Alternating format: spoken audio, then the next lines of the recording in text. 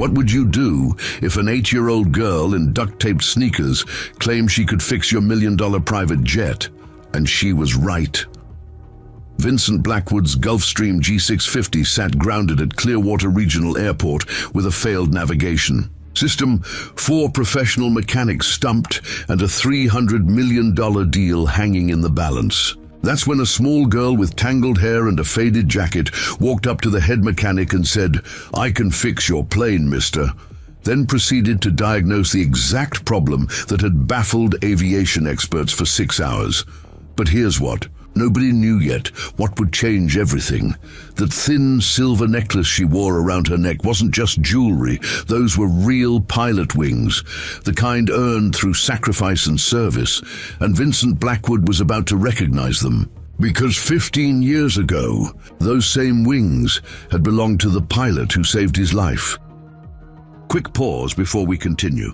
Tell us, where in the world are you watching from?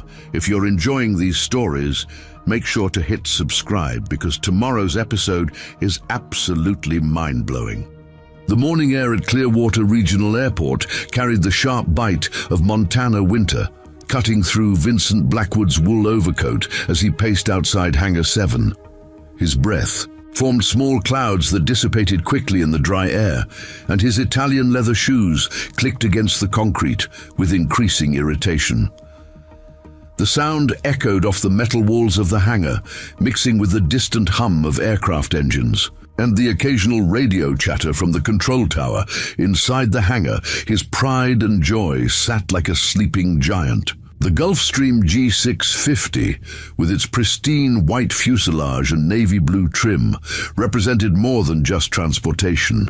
It was his mobile office, his sanctuary above the clouds, his ticket to staying ahead in a world where being 3 steps behind meant bankruptcy. Today it was also his biggest problem. Bobby Knight, the airport's head mechanic, emerged from beneath the aircraft's nose section, wiping his hands on a grease-stained rag. His coveralls bore the patches of 23 years in aviation maintenance, and his weathered face showed the kind of concern that made wealthy men nervous. "Still nothing, Mr. Blackwood," Bobby called out, his voice carrying the weight of professional defeat. "We've checked every connection twice. Tommy and I pulled the main navigation panel, tested all the backup systems. Everything looks perfect on paper." Vincent stopped pacing and fixed Bobby with a stare that had intimidated boardrooms from New York to Tokyo. "Perfect on paper doesn't get me to Chicago, Knight. I've got a meeting in 6 hours that's worth more than this airport sees in revenue all year." Tommy Rodriguez, barely 22 and still learning the trade, poked his head out from behind the landing gear. His face was smudged with hydraulic fluid, and his hands trembled slightly as he adjusted his work light. The pressure of working on such an expensive aircraft under the owner's watchful eye was clearly getting to him. "Maybe we should call in someone from Denver," Tommy suggested, his voice cracking slightly. "There's a specialist there who works on these Gulfstream systems." Vincent's phone buzzed insistently in his coat pocket, the 5th call from his assistant in the past hour, Marcus Webb's increasingly frantic messages about rescheduling, backup plans, and damage control. Vincent ignored it. There were no backup plans. This deal had taken 18 months to set up, and the window of opportunity was closing fast. The hangar doors stood wide open, letting in the cold air and the sounds of airport life. Ground crews moved with practiced efficiency around smaller aircraft, their orange vests bright against the gray morning sky. A fuel truck rumbled past, its driver raising a casual hand in greeting to Bobby, who was too focused on the problem at hand to notice. Near the maintenance area, partially hidden, behind a stack of oil drums and spare parts, sat Mia Richardson. She'd been there for over an hour, perched on an overturned milk crate that someone had abandoned near the tool storage. Her notebook was open on her lap, and she sketched with the focused intensity of a child completely absorbed in her world. Her jacket had seen better days. The denim faded to an almost white blue in places, with patches sewn on by careful hands. Her sneakers had definitely seen worse days, with duct tape wrapped around the left sole where the rubber had separated from the canvas. But her eyes were bright and alert, following every movement of the mechanics, every gesture, every frustrated head shake. The silver chain around her neck caught the overhead lights when she moved, and the small pendant that hung from it seemed oddly substantial for such a young girl.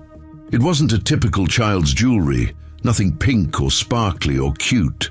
It was serious, metal, with the weight of something that mattered.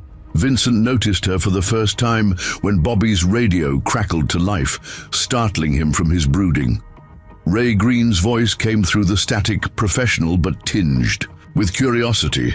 "Bobby, you copy? I've got Mr. Blackwood's flight plan still showing departure for 9:30. We gonna need to update that?" Bobby keyed his mic, glancing apologetically at Vincent. "Yeah, Ray, gonna be a while longer, maybe a lot longer." "Copy that. I'll let Tower know to keep that slot flexible." Vincent's frustration boiled over. He pulled out his phone and jabbed at the screen, calling Marcus for the 6th time that morning.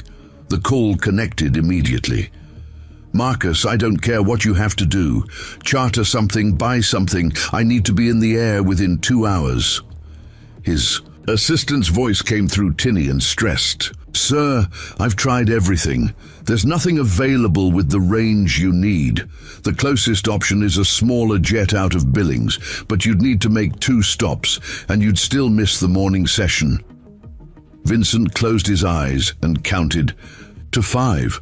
A habit his father had taught him during his first hostile takeover: never let emotion drive business decisions. But this wasn't just business. This was his reputation, his word. His entire carefully constructed empire balanced on the edge of one malfunctioning aircraft. "Keep trying," he said finally, "and get legal ready to draw up breach of contract provisions. If this deal falls through, because of mechanical failure, someone's going to pay." He ended the call and shoved the phone back into his pocket, only to notice that the small girl had stood up and was walking directly toward Bobby. Her movement was purposeful, not the wandering curiosity of a child exploring. She had the deliberate stride of someone with something to say. Vincent was about to intervene, to call security, or at least shoo the child away from the expensive machinery, when she spoke. "I can fix your plane, mister." Her voice carried clearly across the hangar, cutting through the ambient noise of tools and radio chatter. It wasn't the high, piping voice of most 8-year-olds. It was steady, confident, matter-of-fact.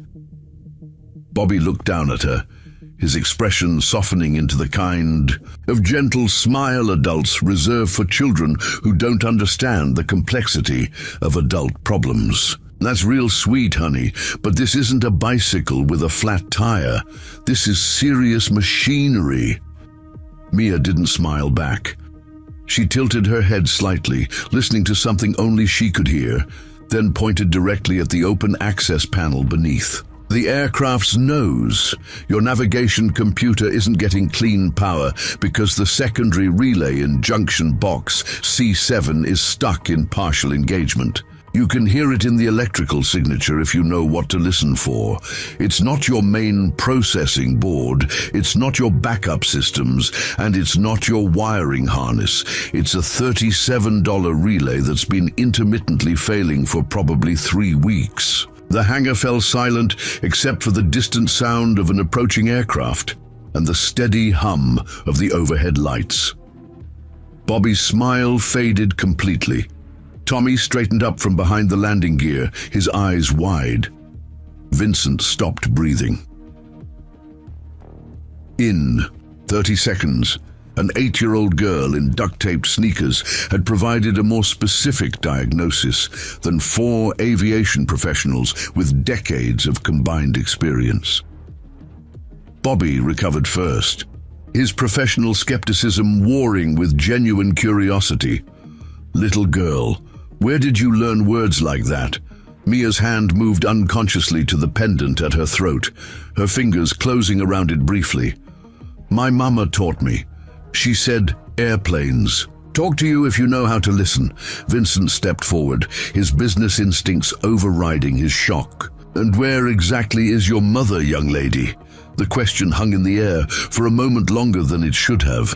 Mia's eyes flickered with something deeper than sadness, something that made Vincent suddenly regret asking. She's not here anymore, Mia said quietly, but she taught me lots of things before she left. Tommy wiped his hands nervously on his coveralls. Bobby, maybe we should check junction box C7. I mean, it couldn't hurt to look, right?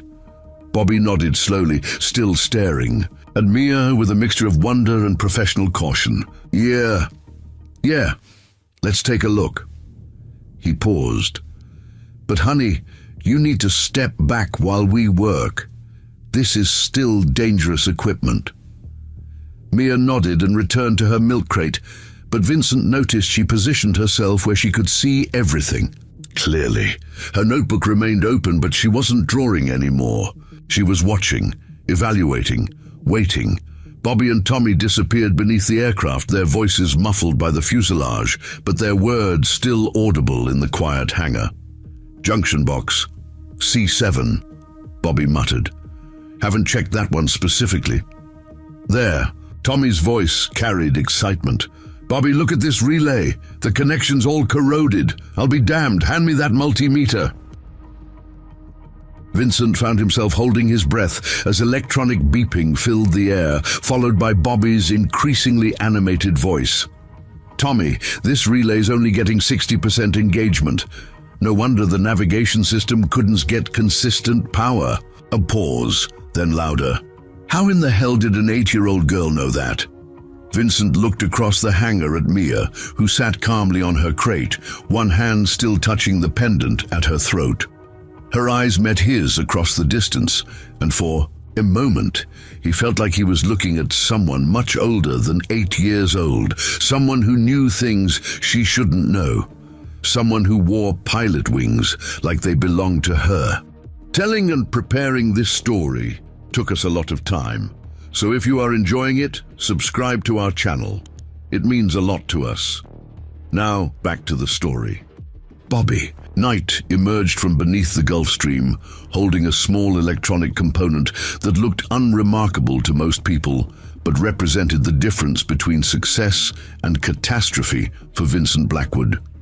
The relay was no bigger than a matchbox, its metal contacts showing the telltale green corrosion that spoke of moisture infiltration and gradual failure. She was right, Bobby announced, his voice carrying equal parts amazement and professional embarrassment. Dead-on accurate. This little piece of junk has been causing intermittent power drops to the entire navigation suite. Tommy Rodriguez scrambled out from the access panel, his face flushed with excitement and relief. Bobby, I've never seen anything like it. The way she described the electrical signature, the specific junction box, even the failure pattern, that's graduate level, avionics troubleshooting. Vincent stared at the corroded relay, then shifted his gaze to Mia, who sat quietly observing their reactions. She hadn't moved from her makeshift seat, but something in her posture suggested she was unsurprised by their discovery. As if she'd known all along what they would find. How long to replace it? Vincent asked, his voice tight with controlled urgency.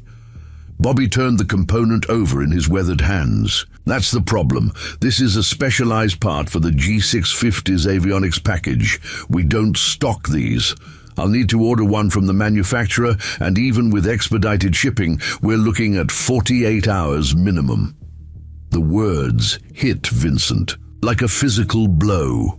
48 hours meant missing not just the morning session, but the entire Chicago deal. 18 months of negotiations, 3 separate due diligence processes, and countless millions in potential profit, all evaporating. Because of a $37 part. His phone buzzed again. Marcus, probably with more bad news about charter alternatives. Vincent ignored it and walked over to where Mia sat, his expensive shoes echoing in the sudden quiet of the hangar. Young lady, he said, crouching down to her eye level, you seem To know quite a bit about aircraft systems. Mia nodded solemnly. Some things. Do you know anything about where we might find a replacement relay on short notice?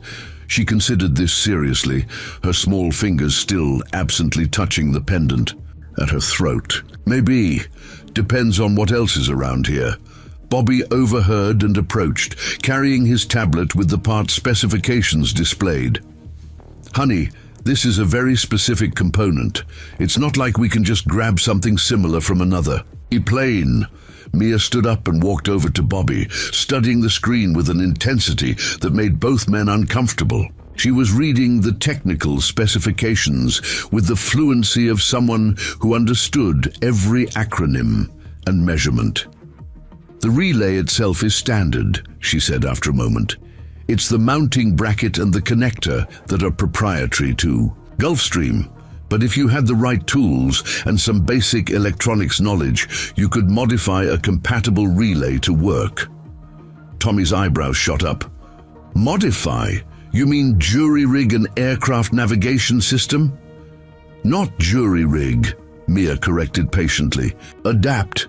My mama used to say that sometimes the best solution isn't the prettiest one. It's the one that gets people home safe. Vincent felt something stir in his chest at the way she said, Mama, with that particular mix of reverence and loss that spoke of fresh grief. What kind of work did your mother do? She fixed things that flew, Mia answered simply. Big things, little things, broken things that everyone else said couldn't be fixed. The hangar's overhead door rumbled as another aircraft taxied past, the sound of its engines momentarily drowning out conversation. Through the opening, Vincent could see the normal rhythm of airport operations continuing around them. Pilots, filing flight plans, ground crews servicing aircraft, the busy choreography of aviation that suddenly felt very far away from his current crisis. Ray Green appeared in the doorway, her radio crackling with air traffic control chatter. She was a compact woman in her 40s, with the no-nonsense demeanor of someone who'd spent years coordinating the controlled chaos of flight operations. Bobby, she called out, I've got 3 more aircraft requesting hangar space for weather delays. How much longer you gonna need with Mr. Blackwood's bird? Still working on it, Ray. Could be a while. Ray walked over to inspect their progress, nodding professionally at Vincent before her eyes settled on Mia. Well, I'll be, if it isn't our little airport mascot. Haven't seen you around in a few days, sweetheart. Vincent's attention sharpened. You know her? Sure do. Mia's grandmother Janet brings her out here most weekends. Kid's got a real fascination with aircraft. Don't you, honey? Mia smiled for the first time since Vincent had been watching her. Hi, Ms. Ray. I like watching the planes. More than watching, from what I've heard, Ray said with a warm chuckle. Betty Lou over at the diner was telling me how you helped that crop duster pilot figure out his engine trouble last month. Bobby's head snapped up. She did what now? Ray settled into the rhythm of a good story. Old Bill Peterson was having carburetor problems with his ag cat. Thing would run fine on the ground but start misfiring as soon as he got to altitude. Had him stumped for weeks. Then little Mia here takes one listen to the engine and tells him his float bowl gasket is swelling with temperature changes. Tommy whistled low. Was she right? $40 gasket fixed a problem that was about to ground a $15,000 aircraft. Ray looked fondly at Mia. Girl's got her mother's ear for engines. Vincent felt pieces of a puzzle beginning to align in his mind. Her mother worked here? Ray's expression shifted, becoming more guarded.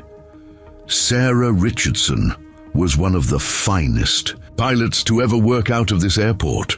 Military trained, flew everything from fighters to transports. After she got out of the service, she did charter work, cargo runs, whatever needed flying. What happened to her? The question created an uncomfortable silence. Ray glanced at Mia, who had gone very still, then back at Vincent. Medical emergency. About 6 months ago, Sarah was flying a mercy mission, getting medicine to a remote clinic during that big storm we had in early spring. Weather got worse than anyone predicted. She managed to get the supplies delivered, but Ray's voice trailed off. Mia spoke quietly without looking up. She didn't make it home. Vincent felt something cold settle in his stomach. Here was a child who had lost her mother in an act of heroism, living with her grandmother, spending her weekends at the airport where her mother had worked. And somehow, in the midst of her grief, she had absorbed enough aviation knowledge to diagnose problems that stumped experienced mechanics. His phone rang. This time he answered. "Marcus, what do you have for me?" "Sir, I've found a charter, but it's going to require 2 fuel stops, and you won't arrive until after 6 p.m. The meeting will be over." Vincent looked at the corroded relay Bobby still held, then at Mia, who was now sketching again in her notebook. "What if I told you we might have the plane fixed today, sir? I thought the mechanic said it was impossible without the part. Maybe it is, maybe it isn't." Vincent ended the call and addressed Mia directly.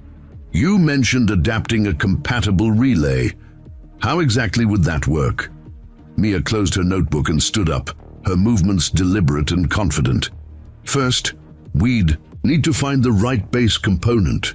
The electrical specifications have to match exactly, but the physical mounting can be modified." She walked over to a workbench, covered with various electronic components and spare parts, scanning the organized chaos with an expert eye. "Then we'd need to fabricate a connector adapter, probably using parts from the old relay combined with standard electrical fittings." Bobby joined her at the workbench, his skepticism warring with genuine curiosity. "And you think that would actually work?" "It would work," Mia said with quiet certainty. "The question is whether you trust it to work well enough to fly." Vincent found himself studying this remarkable child with new eyes. She wasn't just precocious or lucky. She was demonstrating a depth of technical understanding that spoke of serious education and natural talent. The way she moved around the workshop, identifying components and explaining procedures, reminded him of the best engineers he'd worked with in his corporate acquisitions. "How long would this modification take?" he asked. Mia considered this carefully. "With the right help, maybe 2 hours, but Mr. Knight would have to do most of the actual work. I can show him what needs to be done, but my hands are too small for some of the connections." Bobby was already pulling components from storage bins, his professional instincts overriding his doubts. "Tommy, get me the electronics kit and the precision tools, and find me every compatible relay we have in stock." As the 2 mechanics began gathering materials, Vincent crouched down beside Mia again. "Why are you helping us?" he asked quietly. Mia's hand went to her necklace again, her fingers tracing the outline of the small wings. "Because that's what my mama would have done. She always said that when people are in trouble and you have the knowledge to help, you help. That's what the wings mean."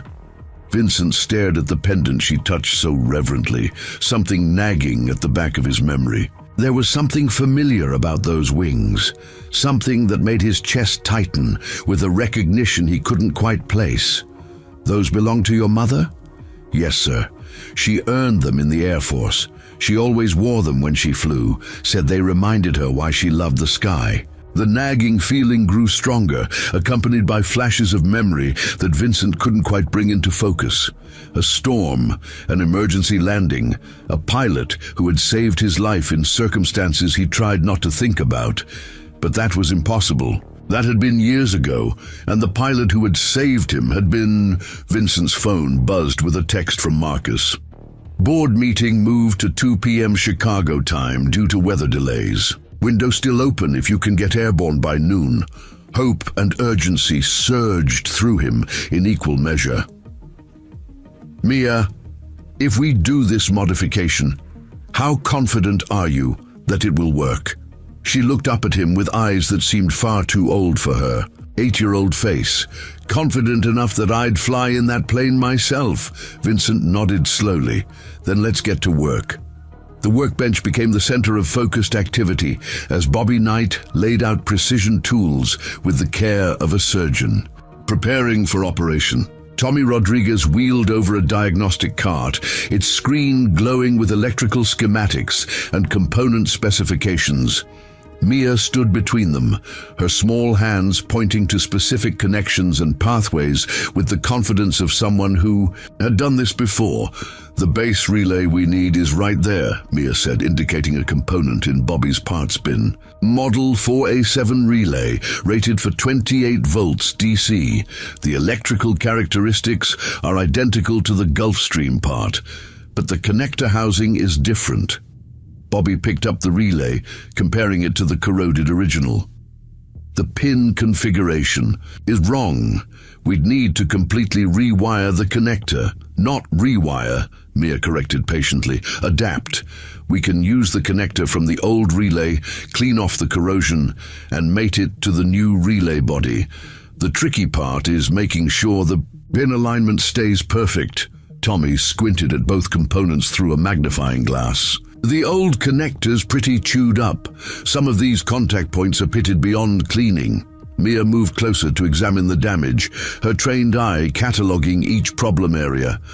"Pins 3 and 7 are the worst. We can replace those with standard electrical pins from your aircraft wiring kit. The others just need cleaning and retinning." Vincent watched this technical conference with growing amazement. He'd sat through countless engineering meetings in his corporate career, listened to teams of PhDs debate solutions to complex problems. But he'd never seen anyone break down a technical challenge with the clarity and practical wisdom this 8-year-old was demonstrating. Ray Green appeared at his shoulder, her radio quiet for the moment. "Pretty impressive, isn't she?" "Where did she learn all this?" Vincent asked quietly. Sarah Richardson was a perfectionist when it came to aircraft systems. Story goes that when Mia was little, maybe 4 or 5, she used to sit in the hangar while her mama worked on planes. Sarah would explain everything she was doing, like Mia was her apprentice instead of her daughter. Vincent nodded, remembering similar moments from his own childhood. His father bringing him to board meetings, explaining business decisions as if Vincent could understand the complexities of corporate strategy at age 7. The difference was that Vincent had been learning about money and power. Mia had been learning about life and death systems that kept people safe in the sky. "Hand me that micro-soldering iron," Bobby said to Tommy. "We're going to have to be real precise with these connections." Mia stepped up on a small stool to get a better view of the work surface. "Before you start soldering, we should test each a pin individually. My mama always said measure twice, solder once." Tommy grinned. "That's a good rule." As Bobby began the delicate work of removing pins from the corroded connector, Mia pulled out her notebook and started sketching. But instead of the random drawings Vincent had assumed she was making, he realized she was creating detailed technical diagrams, mapping out the electrical pathways and connection sequences. "You're documenting the process," he observed. "Yes, sir. In case we need to do this again, or if someone else needs to understand what we did." She looked up at him seriously. "My mama taught me that good mechanics always keep records." The attention to detail impressed Vincent more than the technical knowledge. In his business world, documentation was everything. The difference between success and litigation often came down to who had kept better records. Here was a child applying the same professional standards to aircraft maintenance that Vincent demanded from his corporate teams. Bobby's radio crackled. "Bobby, this is Control Tower. We've got incoming weather from the west. Light snow starting around 11, heavier by noon. Thought you should know." Vincent's stomach tightened. Weather delays could kill his narrow window of opportunity as effectively as mechanical failures. How much time do we have?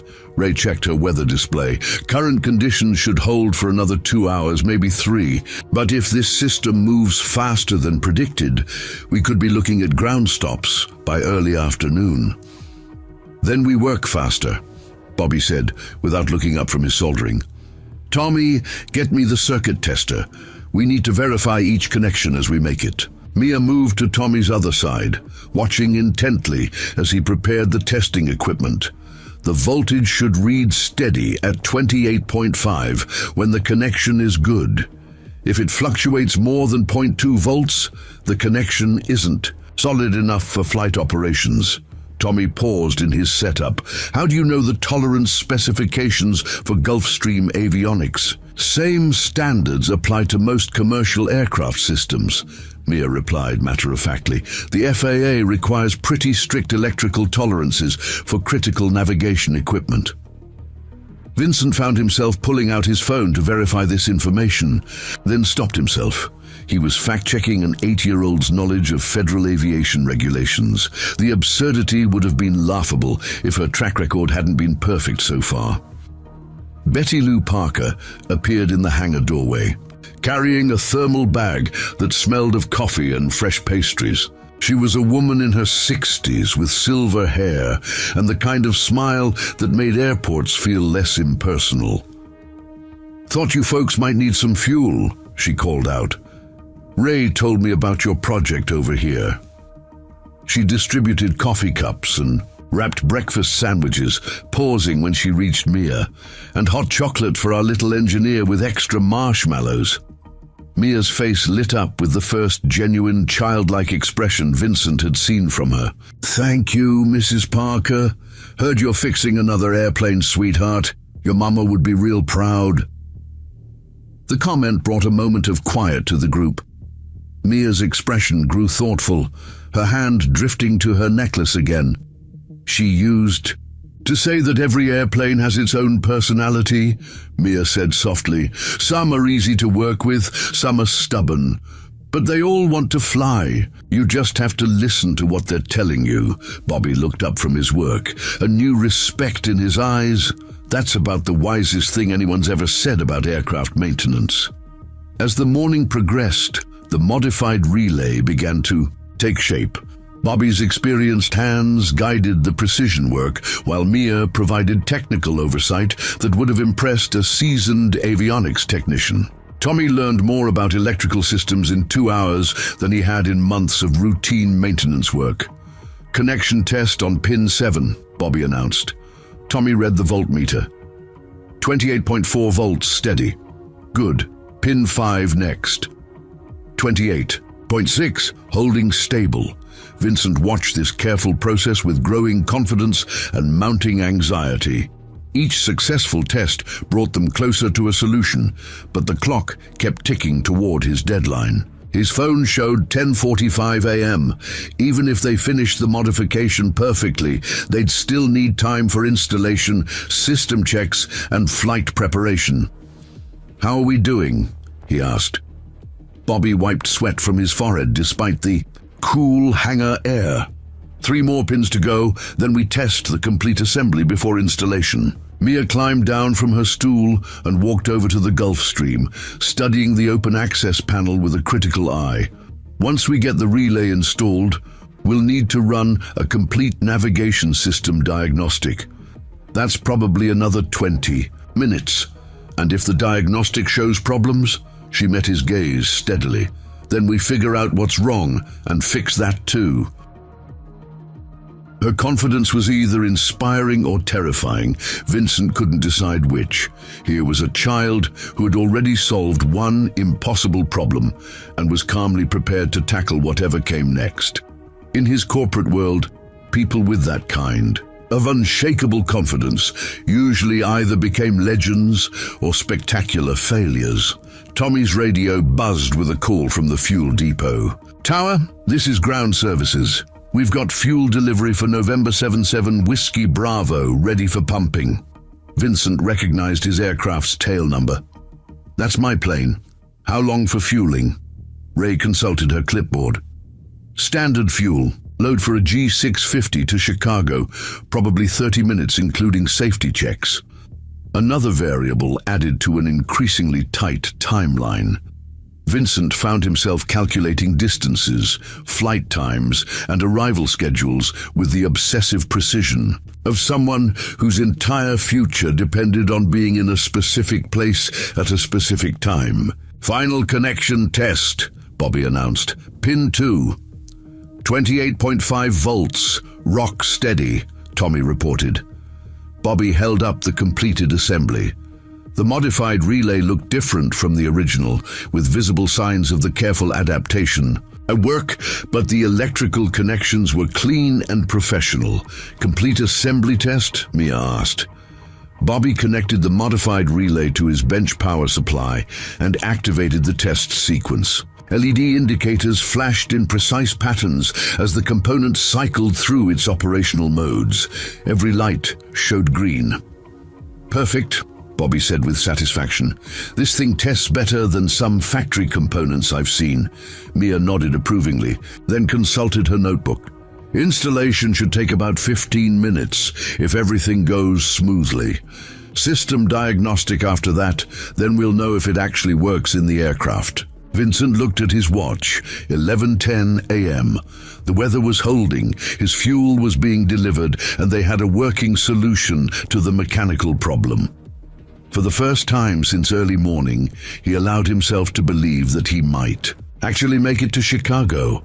But as Bobby and Tommy gathered their tools for the installation, Vincent noticed something that made his blood run cold. Through the hangar doors, he could see the first tentative snowflakes beginning to fall. The snowflakes fell with increasing persistence, each one catching the hangar lights like tiny warnings against the gray Montana sky. Vincent watched them accumulate on the tarmac while Bobby and Tommy prepared to install the modified relay. His phone showed 11:20 a.m. and the weather service was already updating their forecasts. "Ray," he called over to the operations manager, "what's the latest on that storm system?" Ray looked up from her weather display, her expression more serious than it had been an hour earlier. "Moving faster than predicted. We might have visibility restrictions by noon, possible ground stops by 12:30 if the snow gets heavy." Vincent felt the familiar tightness in his chest that came with losing control of critical situations.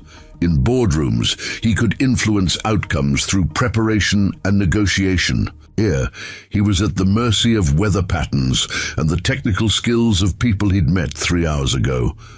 Bobby positioned himself beneath the aircraft's nose section, the modified relay in one hand and a precision screwdriver in the other. "Tommy, kill the main power to the avionics bay. I don't want any live circuits while I'm swapping components." "Power isolated," Tommy confirmed from the cockpit. "All navigation systems are dark." Mia stood nearby with her notebook, tracking each step of the installation process. Her small hands held a flashlight, directing the beam exactly where Bobby needed illumination without being asked. "Connection 1, secure," Bobby announced, his voice slightly muffled by the aircraft structure. "Copy that," Mia replied, making a notation. 7 more to go? Vincent marveled at their professional communication. An 8-year-old girl was serving as technical coordinator for a complex avionics repair and doing it with the competence of someone 3 times her age. He found himself wondering what other remarkable children might be overlooked simply because adults couldn't see past their age and circumstances. Janet Richardson appeared in the hangar doorway, her silver hair dusted with snowflakes and concern, etched in the lines around her eyes. She was a woman in her 70s who carried herself with the quiet dignity of someone who had weathered many storms. "Mia, sweetheart," she called out, "I saw the weather report on the news. Maybe we should head home before the roads get bad." Mia looked up from her coordination duties, torn between obedience to her grandmother and commitment to the project. "Grandma Janet, we're almost finished. Mr. Blackwood really needs his airplane fixed."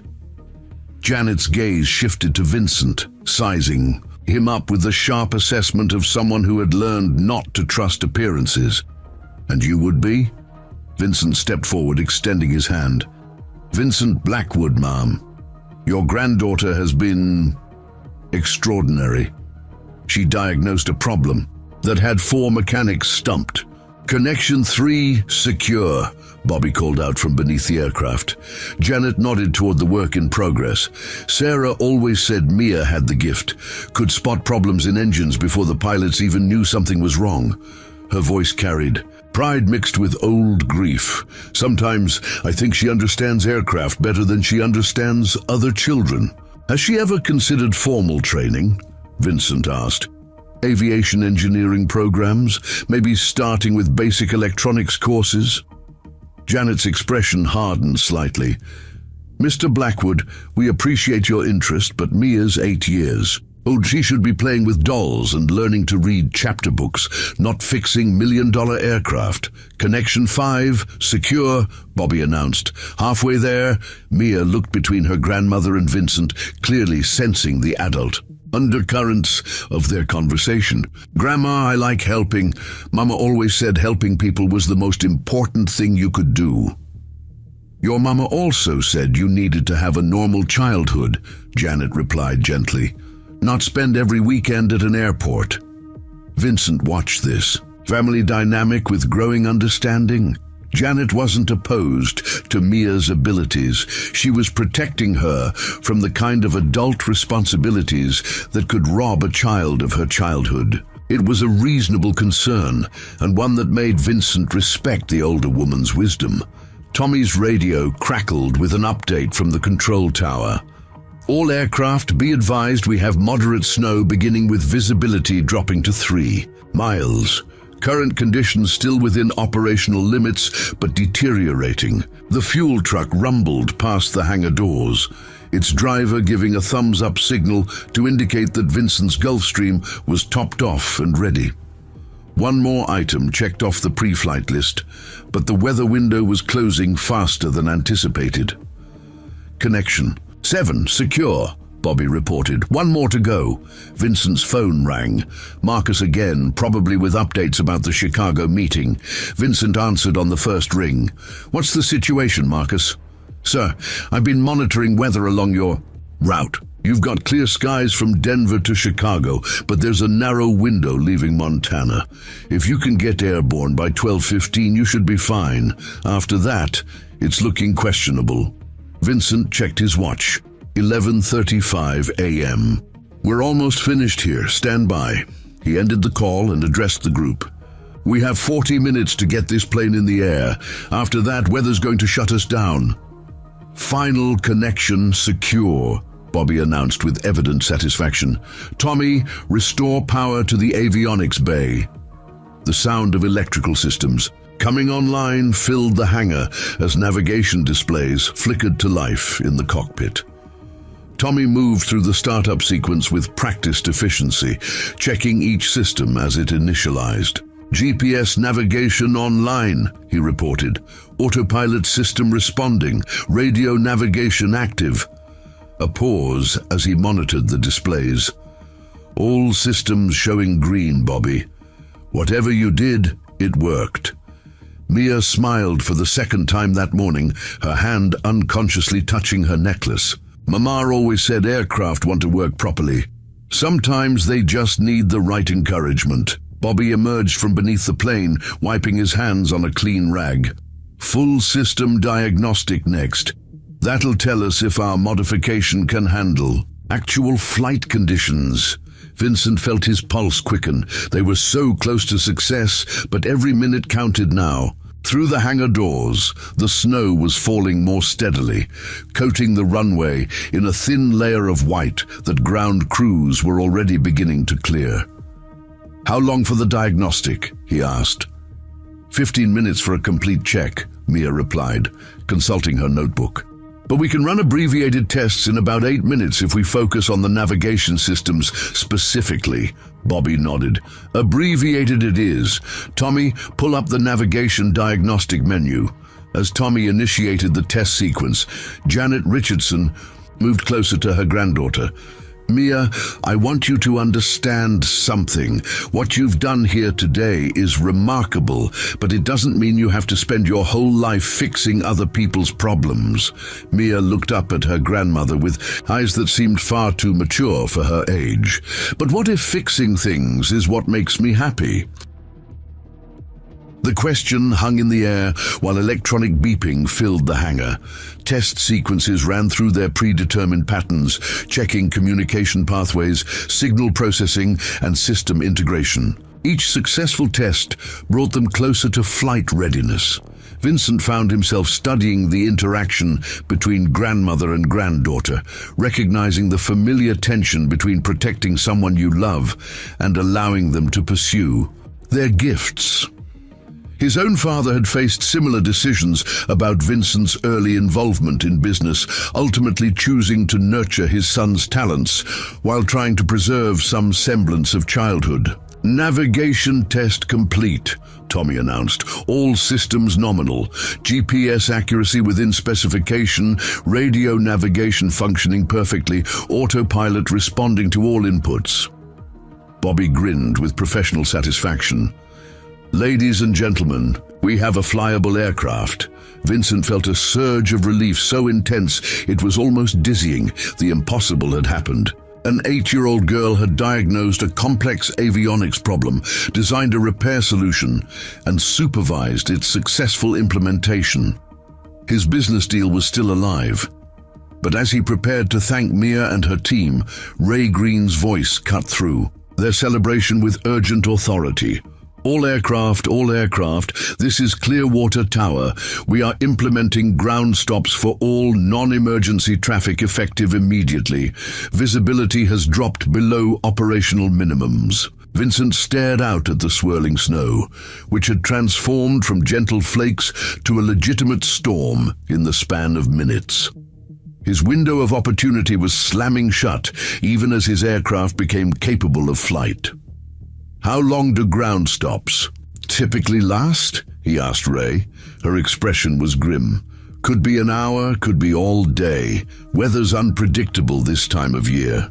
Mia walked over to the hangar opening, studying the snowfall with the same intense focus she'd applied to the relay problem. She stood there for several minutes, just watching and listening, her small figure silhouetted against the white chaos. "Outside, it's going to clear," she said finally. Everyone turned to look at her. Janet Richardson's face showed maternal concern mixed with curiosity. "Sweetheart, how can you possibly know that?" Mia pointed toward the western horizon, barely visible, through the snow. "The wind pattern's wrong for a long storm. This is what Mama called a sucker punch system. It's hard and fast, but it doesn't have the staying power for a sustained weather event." Ray consulted her meteorological displays, frowning at the data. "The official forecast shows this lasting at least 3 hours. Official forecasts don't always account for local terrain effects," Mia replied with quiet confidence. "The mountains funnel these systems through faster than the computer models predict. I'd guess we have maybe 30 minutes of heavy snow, then it starts breaking up." Vincent found himself caught between hope and disbelief. Could an 8-year-old girl really have better weather prediction skills than professional meteorologists? Given her track record with aircraft systems, he was beginning to think anything was possible. His phone buzzed with a text from Marcus. "Meeting pushed back 30 minutes due to weather delays in Chicago. Small window still exists if you can get airborne by 1 p.m. Vincent looked at his watch, then at the swirling snow, then at Mia Richardson, who continued to study the storm with the focused attention of someone who understood forces that most people simply endured. 30 minutes, he said quietly. "Think your weather prediction is as good as your aircraft diagnosis?" Mia turned from the hangar opening, her hand touching her pilot's wings. "We'll find out, won't we?" 23 minutes. Into Mia's predicted 30-minute storm window, the snow was still falling with relentless intensity. Vincent stood at the hangar entrance, watching runway crews battle accumulating drifts with plows and de-icing equipment. their orange vests barely visible through the white curtain of weather. His confidence in the 8-year-old meteorologist was wavering with each passing minute. Bobby Knight approached with a clipboard full of pre-flight documentation. "Mr. Blackwood, aircraft's completely ready for departure. All systems tested and certified. We've even got your flight plan filed and updated with the new navigation equipment modification. Which doesn't matter if we can't see the runway," Vincent replied, his voice tight with frustration. Tommy Rodriguez jogged in from the fuel depot, shaking snow from his jacket. "Ground control says visibility's down to a quarter mile. They're not even letting emergency vehicles move unless it's life or death." Janet Richardson pulled her coat tighter around herself, watching her granddaughter with the worried expression of someone who had learned to fear hope. Mia remained stationed at the hangar opening, unmoved by the increasingly skeptical looks from the adults around her. "Sweetheart," Janet said gently, "maybe it's time to accept that this storm isn't going anywhere soon." Mia didn't turn around, but her voice carried absolute certainty. 7 more minutes. Ray Green's radio crackled with updates from the control tower. "Ground control to all stations. Visibility holding at quarter mile. No improvement observed. Maintain ground stop status until further notice." Vincent felt the familiar weight of impending failure settling in his chest. The Chicago deal would collapse. 18 months of work would evaporate, and hundreds of jobs at Blackwood Holdings would be at risk. All because of weather that a child had promised would clear. His phone rang. Marcus, undoubtedly with more. "Bad news. Sir, I hate to tell you this, but the Chicago meeting can't be delayed any further. The other parties have flights to catch, and if you're not there by 2:30 p.m. Central, they're moving forward without you." Vincent closed his eyes, calculating flight times and weather delays. Even if Mia's prediction proved accurate, he was cutting it impossibly close. "Keep monitoring the situation. If there's any change, I want to know immediately." As he ended the call, Betty Lou Parker burst through the hangar doors, her cheeks flushed from the cold and her eyes bright with excitement. "Ray, you need to look outside," she announced breathlessly. "To the west." Everyone turned toward the hangar opening where Mia still stood watch. Following her gaze, Vincent could see what Betty Lou was pointing toward. A thin line of lighter sky was visible along the western horizon, barely discernible through the storm, but definitely there. "I'll be damned," Ray muttered, pulling out her weather instruments. Barometric pressures starting to rise. Mia finally turned around, her face showing the quiet satisfaction of someone whose faith had been justified. 4 more minutes then. It starts breaking up fast. Bobby walked over to stand beside her, studying the horizon with professional interest. "How did you know?" "Mama taught me to read weather like aircraft systems," Mia replied. "Every storm has a signature, just like every engine has a sound. This one came in too hard and fast to sustain itself against the mountain thermals." Vincent found himself holding his breath as he watched the western sky. The line of clearer air was definitely expanding, pushing against the heavy snow clouds like a slow-motion battle between competing weather systems. Tommy's radio buzzed with an unexpected transmission. "Ground control to all stations. We're seeing visibility improvements in Sector 7, still maintaining ground stop, but conditions are changing." Janet Richardson moved to stand beside her granddaughter, placing a protective hand on Mia's shoulder. "Even if you're right about the weather, that doesn't mean Mr. Blackwood should risk flying in marginal conditions." Vincent appreciated the older woman's concern, but he also understood the stakes involved. "Mrs. Richardson, I've been flying for 20 years. I don't take unnecessary risks, but I also don't let fear make my decisions." "What about the people who depend on you?" Janet pressed. "If something happens to you in that storm, what happens to them?" The question hit closer to home than Vincent cared to admit. Blackwood Holdings employed over 3,000 people across 6 states. His decisions affected families, communities, entire economic ecosystems. The weight of that responsibility was precisely why this Chicago deal mattered so much. But as he watched Mia study the changing sky with the focused attention of someone who understood forces beyond her years, Vincent realized he was learning something about a different kind of responsibility. The responsibility to recognize extraordinary ability regardless of its packaging, to trust knowledge even when it came from unexpected sources.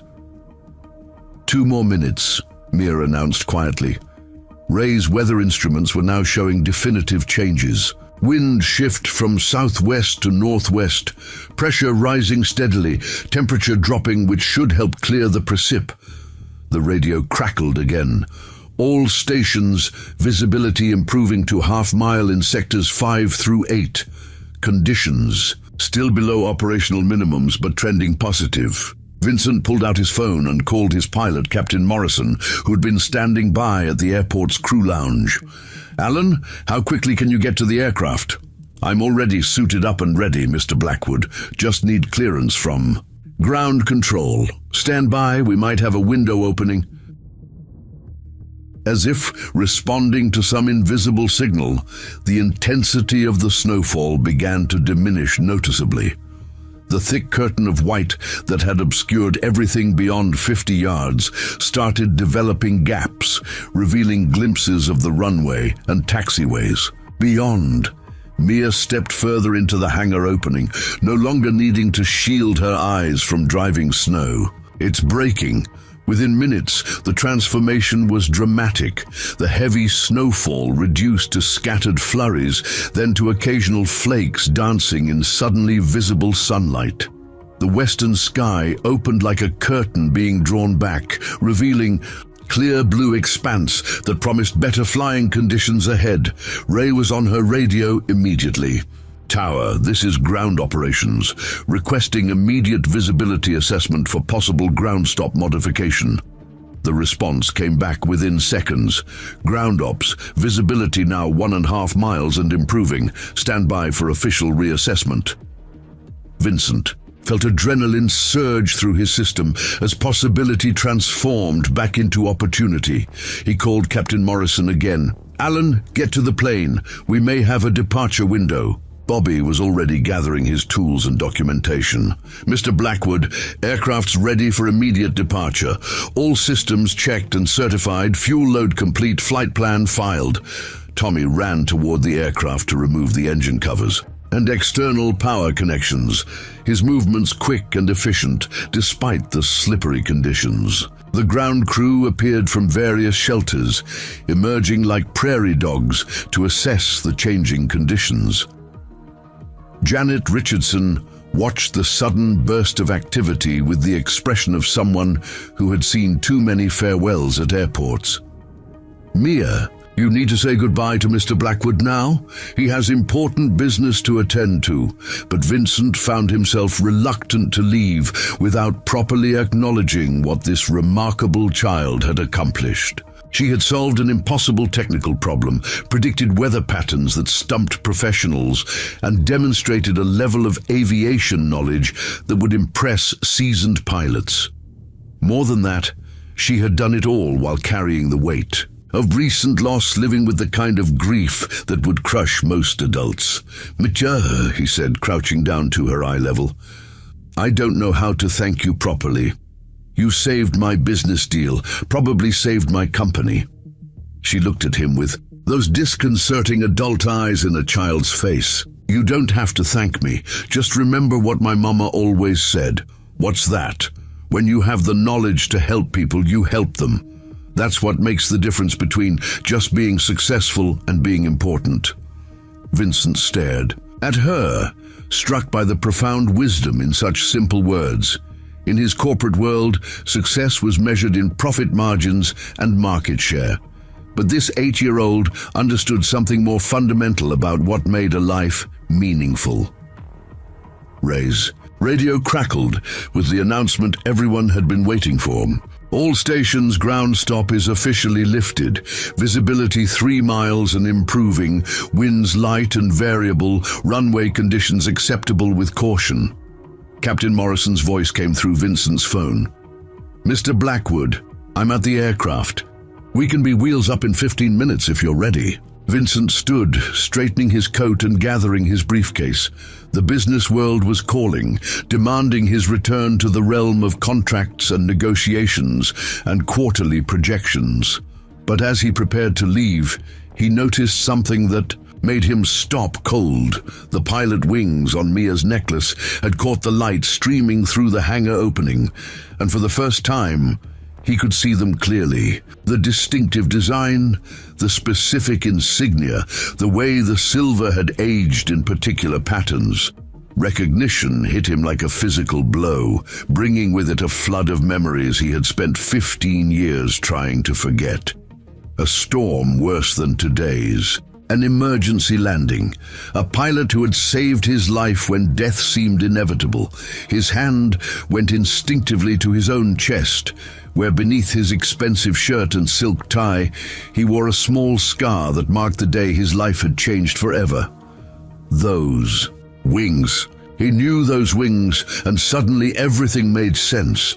Vincent Blackwood stood frozen in the hangar opening, his briefcase forgotten in his hand, staring at the pilot wings around Mia's neck as 15 years of carefully buried memories crashed back into his consciousness. The distinctive design, the particular wear patterns on the silver, the way they caught the light. He had seen those wings before, up close, in circumstances that had changed the trajectory of his entire life.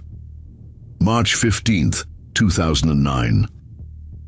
A charter flight from Denver to Billings for a mining acquisition that was supposed to make him rich. Bad weather, worse decisions, and an aircraft that should never have been in the air. He remembered the sound of the engine failing, the sickening drop as they lost altitude, the certainty that he was going to die in the mountains of Montana at 28 years old. And he remembered the voice of the pilot, calm and professional, even as she fought to keep them alive. "Hold on back there. We're going to make it through this." Captain Sarah Richardson. The name came flooding back along with everything else. Mia noticed his stare and looked down at her necklace, her small fingers touching the wings with unconscious reverence. "These were my mama's. She earned them in the Air Force before she became a charter pilot." Vincent's voice came out as barely a whisper. "Sarah Richardson." Janet Richardson's head snapped up, her eyes sharp with sudden attention. "How do you know that name?" The hangar around them continued its bustle of departure preparations. Bobby and Tommy were conducting final equipment checks. Ray was coordinating with ground control. Captain Morrison was running through pre-flight procedures. But for Vincent, all of that activity faded into background noise as he struggled to process the impossible coincidence that had brought him face to face with the daughter of the woman who had saved his life. "I was on her plane," he said slowly, his eyes still fixed on Mia. 15 years ago, charter flight that went wrong in a storm. Janet's expression shifted from suspicion to recognition, then to something deeper and more complex. The mining executive. Sarah told me about that flight, said it was one of the worst storms she'd ever flown through. Vincent nodded. Memories flooding back with painful clarity. The charter company had been cut rate, the kind that took risks established operators wouldn't consider. He'd been young and cost-conscious, more concerned with saving money than ensuring safety. The decision had nearly killed him. "We lost the engine about 60 miles north of here," he continued, his voice growing stronger as the details crystallized. "Your mother managed to get us down in a field, but the landing was hard. I was unconscious, probably had a concussion. When I came to, there was fuel everywhere, and she was pulling me out of the wreckage." Mia looked up at him with new interest, her hand still touching her mother's wings. "Mama never told me much about her emergency landings. She said, pilots don't dwell on the scary parts." "There was more," Vincent said, addressing Janet directly. "After she got me clear of the aircraft, we had to walk almost 8 miles through the snow to reach a ranch house. I was injured, probably hypothermic, and I kept wanting to stop and rest. She wouldn't let me, kept me moving, kept me talking, probably saved my life twice that day. Janet's eyes glistened with unshed tears. That sounds like Sarah. She never left anyone behind, no matter what it cost her. Captain Morrison's voice cut through their conversation via Vincent's phone. Mr. Blackwood, we need to make a decision. Weather window's good now, but I'm showing another system moving in from the west. If we're going to make Chicago, we need to leave within the next 10 minutes. Vincent looked at his phone, then at Mia, then at the aircraft that was ready to carry him back to his corporate responsibilities. For 15 years, he had built his business empire partly on the foundation of that survival experience, the knowledge that life could change in an instant, and that success meant being prepared for anything. But he had never properly thanked the pilot who made it all possible, never even tried to find her to express his gratitude. He had been too focused on moving forward, building his fortune, proving that he deserved the second chance he'd been given. Mr. Blackwood? Captain Morrison's voice carried increasing urgency. Sir, we really need to make this decision. Vincent looked at Janet Richardson, seeing in her weathered face the same quiet strength he remembered from her daughter. Mrs. Richardson, I tried to find your daughter after that rescue. I wanted to thank her properly, maybe help her in some way. But the charter company went out of business, and I lost track of her. Sarah wouldn't have wanted payment for doing her job, Janet replied firmly. She always said that keeping people safe was what the wings were for. Mia stepped closer to Vincent, studying his face with the same intense focus she had brought to diagnosing the aircraft problem. You're the mining man. Mama did talk about you sometimes. She said you were really young and scared, but you never complained during the long walk. I was terrified, Vincent admitted. Your mother was the bravest person I'd ever met. Bobby Knight approached with his final maintenance report, unaware of the emotional drama unfolding nearby. Mr. Blackwood, aircrafts certified, ready for immediate departure. All modified systems tested and approved. You're cleared for takeoff as soon as you're ready. Vincent accepted the paperwork automatically, his mind still processing the revelation that the child who had saved his business today was the daughter of the woman who had saved his life 15 years ago. The symmetry was almost too profound to believe. Mama always said that helping people was like planting seeds, Mia said quietly. Sometimes you plant something and never see what grows from it, but the growing happens anyway. Vincent stared down at this remarkable 8-year-old who carried her mother's wisdom along with her wings. In the span of one morning, she had demonstrated technical expertise that impressed seasoned professionals, predicted weather patterns that confounded meteorologists, and now delivered philosophical insights that cut straight to the heart of what mattered most in life. His phone buzzed with a text from Marcus. Chicago meeting starting early. You need to be wheels up now or deal is dead. The business world was demanding his immediate attention, pulling him back toward the realm of profit margins and market strategies that had defined his adult life. But standing in this hangar, looking at the daughter of the woman who had given him the chance to build that life, Vincent felt the weight of choices that went beyond simple financial calculations. Mia, he said, crouching down to her level again, your mother saved my life that day, not just from the crash, but from giving up. She taught me that sometimes the most important thing you can do is keep moving forward, even when everything seems impossible. That's what she always told me too, Mia replied, especially after she got sick. Vincent's throat tightened. She was sick? Janet answered softly. Cancer. Fought it for 2 years before that final flight. The doctors said she shouldn't have been flying at all by then, but there were medical supplies that needed to get to a remote clinic and no one else available. The final piece of the story fell into place. Sarah Richardson hadn't just died. In service to others, she had died the same way she had lived, putting other people's needs ahead of her own safety. She flew that mission knowing she might not make it back, Vincent asked. She flew because children would die if those supplies didn't get through, Janet replied. That's who Sarah was. That's who she raised Mia to be. Vincent looked at Mia with new understanding. The child who had fixed his aircraft today wasn't just demonstrating inherited technical skills. She was living out the same philosophy of service that had defined her mother's life and death. Captain Morrison's voice came through the phone with final urgency. Mr. Blackwood, I hate to push, but we absolutely must leave now. The weather window is closing and Chicago won't wait any longer. Vincent stood slowly, his decision crystallizing with absolute clarity. He pulled out his phone and dialed Marcus directly. Marcus, cancel the Chicago meeting. Sir? Mr. Blackwood, this deal represents everything we've been working toward for 18 months.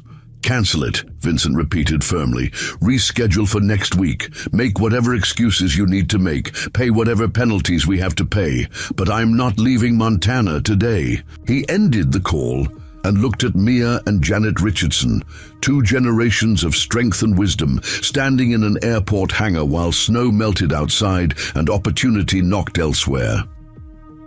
There are some things more important than business deals, he said quietly, and some debts that can't be paid with money. Mia smiled, her hand touching her mother's wings one more time. Mama would say you're finally understanding what those wings really mean. Vincent nodded, feeling something shift in his chest that had nothing to do with profit margins or quarterly projections. For the first time in 15 years, he was exactly where he needed to be. 3 months later, Vincent Blackwood stood in the same hangar where his life had changed, watching Mia Richardson explain hydraulic pressure systems to a group of aviation students from Montana State University. Her small hands moved confidently across a training aircraft's components, while older students took notes, their initial skepticism replaced by genuine respect for her knowledge. The Chicago deal had eventually gone through, rescheduled and restructured, with terms that proved more favorable than the original arrangement. Sometimes, Vincent had learned, stepping back allowed better opportunities to emerge. But more importantly, he had discovered something worth more than any corporate acquisition. The key thing to remember, Mia was saying to her audience, is that hydraulic systems are like the muscles of an airplane. They need clean fluid, proper pressure, and regular maintenance to work correctly. Professor Angela Brooks from the university's aerospace program nodded approvingly. Excellent analogy, Mia. That's exactly how professional mechanics think about these systems. Vincent smiled, remembering his first conversation with Dr. Brooks about establishing the Sarah Richardson Memorial Aviation Scholarship. What had started as a way to honor a debt had evolved into something much larger, a program that identified and nurtured young people with exceptional aviation aptitude, regardless of their economic circumstances. Janet Richardson approached from where she'd been watching her granddaughter teach, her expression mixing pride with the protective concern that never quite left her eyes. She's been preparing for this demonstration all week. Wanted to make sure she got everything exactly right. She always does, Vincent replied. Has the tutoring program been helpful? More than I expected, Janet admitted. Having structured, learning to go with her natural abilities has made all the difference. She's still 8 years old, but now she understands why she knows what she knows. The tutoring arrangement had been Vincent's first concrete step toward making amends. 3 afternoons a week, qualified instructors worked with Mia on mathematics, physics, and formal aviation theory, not to rob her of childhood, but to give her the educational foundation that would eventually let her pursue whatever path she chose.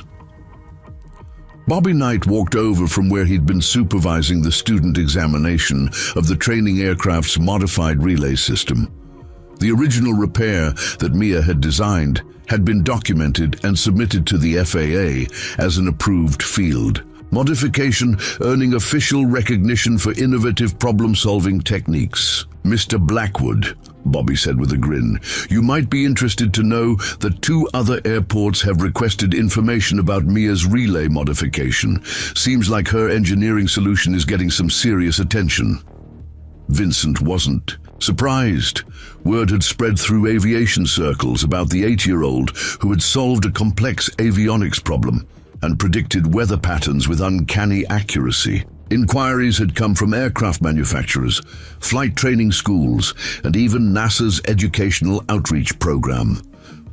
Tommy Rodriguez jogged over from the maintenance bay, his apprentice coveralls replaced by the uniform of a newly certified aircraft mechanic. Working alongside Mia had inspired him to accelerate his own education, and he'd passed his certification exams 2 months ahead of schedule. "Mia," he called out, "I've got the parts ready for your next demonstration. Want to show them how to diagnose fuel injection problems?" Mia's face lit up with enthusiasm. "Can we use the engine simulator? I want to show them how different fuel pressures create different sound signatures." As the group moved toward the training equipment, Vincent found himself reflecting on the changes that had rippled outward from that snowy morning 3 months ago. The aviation program at Montana State had received its largest private donation in university history. Bobby Knight had been promoted to regional maintenance supervisor with a mandate to establish innovative training protocols. The airport itself had become an unofficial testing ground for new educational approaches to aviation careers, but the most significant changes had been personal ones. Ray Green approached with her characteristic efficiency, carrying a folder of paperwork. "Vincent, I've got the final approvals for the new hangar construction. Groundbreaking is scheduled for next month." The Sarah Richardson Memorial Learning Center would provide hands-on aviation education for students from across the region. Fully equipped classrooms, simulation equipment, and most importantly, opportunities for young people like Mia to learn alongside working professionals. "Any word from the Civil Air Patrol about the youth program?" Vincent asked. 14 applications already, and we haven't even officially announced it yet. Apparently word travels fast when you're offering real flight training to qualified kids. Vincent nodded, watching Mia guide a college sophomore through the process of reading hydraulic pressure gauges. The student was twice her age and presumably far more educated, but he listened to her explanations with complete attention. Frank Mitchell, the retired Air Force colonel who had become one of Mia's unofficial mentors, joined the group around the training aircraft. His wife, Susan, had started a community support program for families dealing with aviation-related losses, understanding that grief often came with financial hardship that made education seem impossible.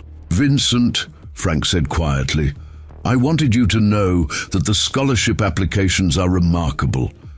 We've got kids from all over the state who have been working on aircraft with their families, learning from experience but never having formal opportunities." "How many?" 23 solid candidates for the first year, all of them demonstrating the kind of practical knowledge that suggests real aptitude. Frank paused. "Sarah would be proud of what you're building here." Vincent felt the familiar tightness in his chest that came whenever Sarah Richardson's name was mentioned. He had never had the chance to thank her personally, but perhaps this was better. Rather than a simple expression of gratitude, he was helping ensure that her legacy of service would continue through future generations. Betty Lou Parker appeared with her usual perfect timing, carrying thermal containers of hot chocolate and coffee. Her diner had become an unofficial meeting place for families involved in the various programs, and she'd started hiring high school students interested in aviation careers. "How's our star teacher doing?" she asked, nodding toward Mia. "Growing up Janet replied with mixed emotions. Sometimes I worry she's taking on too much responsibility, too young. Vincent understood Janet's concern. Mia received letters from aviation professionals around the country, invitations to conferences, and requests for consultation on technical problems. The attention was flattering, but potentially overwhelming for a child still learning to navigate elementary school social dynamics. We've been careful about that, Vincent assured her. Every opportunity gets evaluated for age appropriateness. Education and normal childhood development come first. As if summoned by their conversation, Mia broke away from her teaching duties and walked over to the adults. Her confidence around aircraft was now matched by growing social skills with people of all ages. "Mr. Blackwood," she said formally, "the university students want to know if you'll tell them about the business side of aviation. They're interested in how aircraft maintenance affects company operations." Vincent looked at the eager faces of the college students, remembering his own. Hunger for practical knowledge at their age. "I'd be happy to. What specifically do they want to know?" "Everything," Mia replied with a grin. "They want to understand how the technical stuff connects to the real world." As Vincent prepared to address the students, he noticed Mia's hand drift unconsciously to her necklace, touching her mother's pilot wings with the same reverent gesture he'd observed that first day. The wings had become a symbol not just of Sarah Richardson's service, but of the continuing legacy of helping others that defined the entire community growing around Clearwater Regional Airport.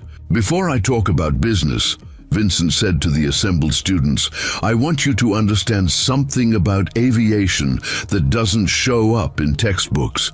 This industry is built on people taking care of each other. Pilots, mechanics, ground crews, everyone involved in keeping aircraft safe. We're all part of a community that values competence, integrity, and service above personal gain." He looked directly at Mia as he continued. "Sometimes the most important lessons come from the most unexpected teachers, and sometimes the best way to honor the people who helped us is to help others in return." The afternoon sun streamed through the hangar doors, illuminating the training aircraft and the group of young people gathered around it. Vincent could see the future taking shape in their eager faces. Future pilots, mechanics, engineers, and entrepreneurs who would carry forward the values that Sarah Richardson had lived and died for. Mia raised her hand with a question. "Mr. Blackwood, do you think my mama would be happy with what we're doing here?" Vincent felt his throat tighten as he looked at this remarkable child who had inherited not just her mother's technical knowledge, but her commitment to serving others. Around them, the hangar buzzed with the activity of learning and growing, of young people discovering possibilities they had never imagined. "Mia," he said quietly, "I think your mama is looking down at all of this and seeing exactly what she hoped would happen when she taught you that helping people is the most important thing you can do." Mia smiled and touched her pilot's wings. "One more time, then we'd better keep helping people." As the afternoon training session continued, Vincent stepped outside to appreciate the clear Montana sky. 3 months ago, he had been a successful businessman focused entirely on his next deal. Today, he was part of something larger and more meaningful than any corporate acquisition could ever be. His phone buzzed with messages from his Chicago office, updates on quarterly projections and market analyses. Important business that would receive his attention later. But for now, he had more pressing responsibilities. Inside the hangar, an 8-year-old girl was teaching college students about hydraulic systems while wearing her mother's pilot wings. And somehow, that seemed like the most important business in the world. The end. Up next, 2 more incredible stories are waiting for you right on your screen. If you enjoyed this one, you won't want to miss this. Just click to watch. And don't forget to subscribe. It would mean a lot.